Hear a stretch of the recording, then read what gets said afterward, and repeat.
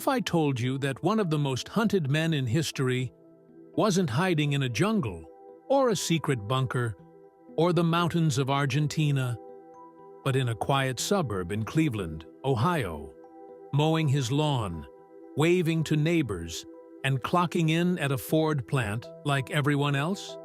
His name was John Demjanjuk, a father, a husband, an immigrant who came to America chasing a fresh start after the war. But according to survivors, witnesses, and investigators, Demjanjuk wasn't just any man. He was Ivan the Terrible, the sadistic guard who herded men, women, and children into the gas chambers of Treblinka and turned on the engines that ended their lives. Decades after the war, survivors began identifying him in old photographs. Whispers became headlines. The U.S. Justice Department stripped him of his citizenship and extradited him to Israel for trial. The courtroom was packed with journalists and survivors. Elderly witnesses pointed across the room, trembling, their voices breaking. That's him. He was convicted, sentenced to death.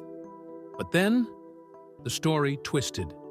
New Soviet records surfaced, showing there may have been another man, another Ivan, who truly was the Terrible. Demjanjuk's sentence was overturned. He returned home. Years later, he was tried again. This time in Germany, for being a guard at Sobibor, another Nazi death camp. He was found guilty, but died before his appeal was heard. To this day, historians still debate who he really was. Was he a monster? Or a man caught in the wrong place, at the wrong time? Either way, the world hunted him for decades. Newspapers called him evil personified. Governments poured millions into his pursuit. But while the world was obsessed with catching one possible Nazi, the United States was protecting hundreds of confirmed ones. The year was 1945. Hitler was dead. Germany was in ruins, and the world was dividing in two, the United States and the Soviet Union, both desperate to dominate the new era of science and power. But Germany had something both sides wanted: the world's most advanced rocket engineers, scientists, and military doctors. Men who built the V-2 rocket, the first ballistic missile ever created. The same one that rained down on London and killed thousands. When the war ended, U.S. forces captured these scientists. The question wasn't whether to use them. It was how to hide it. So the U.S. government launched Operation Paperclip, a top-secret mission to smuggle Nazi scientists into America, erase their pasts, and use their knowledge to get ahead in science, medicine, and warfare. They weren't tried. They weren't punished. They were rebranded. Their Nazi records were rewritten. Their SS memberships deleted from files. Their war crimes conveniently forgotten. And their new mission? To build America's future.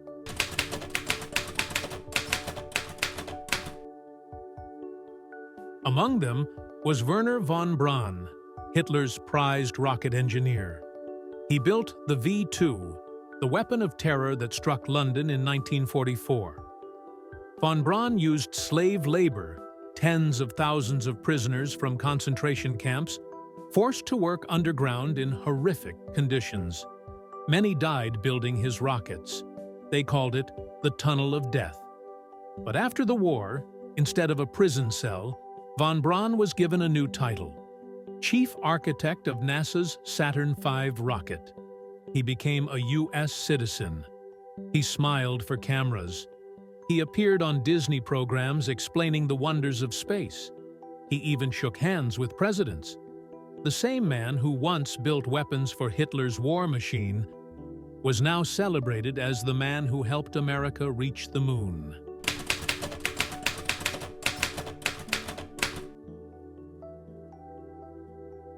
It wasn't just rocket scientists. Operation Paperclip also brought in doctors, men whose experiments had crossed every imaginable line of humanity, like Dr. Hubertus Strughold, a Luftwaffe physician who tested how long prisoners could survive freezing temperatures and lack of oxygen. His victims were concentration camp inmates, tortured to study how altitude affects the human body. After the war, the U.S. Air Force brought him to America. He became known as the father of space medicine.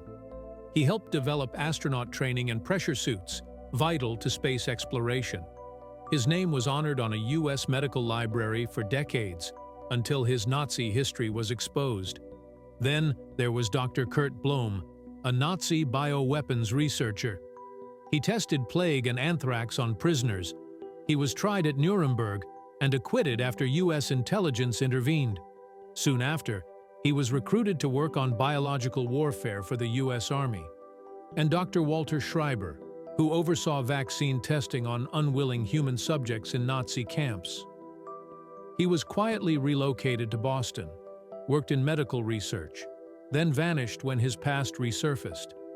These were men who performed unspeakable acts in the name of science, and yet, in post-war America, they became assets. Their data, extracted from human suffering, was considered too valuable to destroy. The same experiments that killed prisoners helped America design better flight gear, vaccines, and survival systems. Science built on pain, repurposed for progress.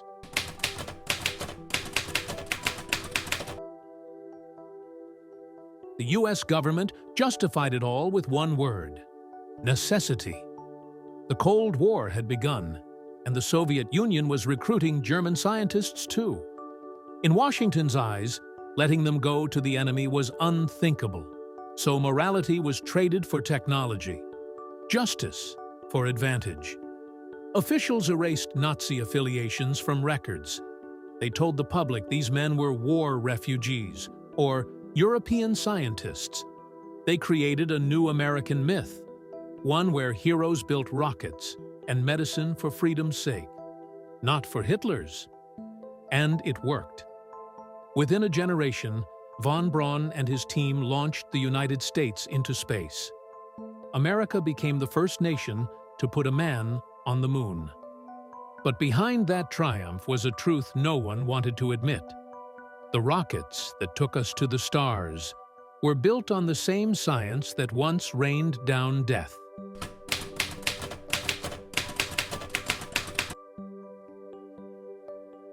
Here's the part that twists your stomach and your perception. While the world hunted John Demjanjuk, a man whose guilt was tangled in decades of confusion, the U.S. protected and celebrated men whose crimes were undeniable. Demjanjuk was dragged through trials, stripped of his citizenship, and shamed on global television. Meanwhile, Wernher von Braun was honored at NASA, smiled beside the American flag, and had schools named after him. The difference? Usefulness. Demjanjuk had nothing America needed. Von Braun had the blueprint to space. So one man was branded a monster. The other was transformed into a hero. That's the quiet, selective morality of history. We forgive when it benefits us. We punish when it's convenient.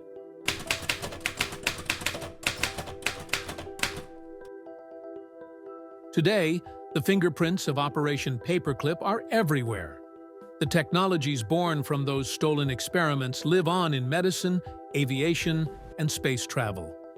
Von Braun's Saturn V rocket still stands as a symbol of human achievement, without the footnote that it was born in the darkness of Nazi Germany. Dr. Strughold's research became part of modern aerospace medicine. His name was removed from awards, but his data remains in use. Even the CIA's early mind control and bioweapons programs drew from Nazi research brought through Operation Paperclip. The legacy didn't vanish. It just changed uniforms. And that's the deception most people never see. That America's rise as a superpower, its rockets, its medicine, its military might, wasn't built entirely on freedom and justice. It was built in part on secrets, on the sins of others, and on a deal with the devil we promised never to make.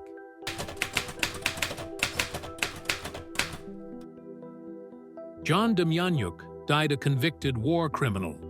Wernher von Braun died a celebrated hero.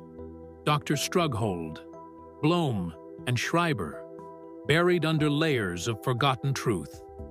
And the nation that condemned one man for the atrocities of war quietly adopted the architects of those atrocities because their knowledge was simply too valuable to lose. That's not just history.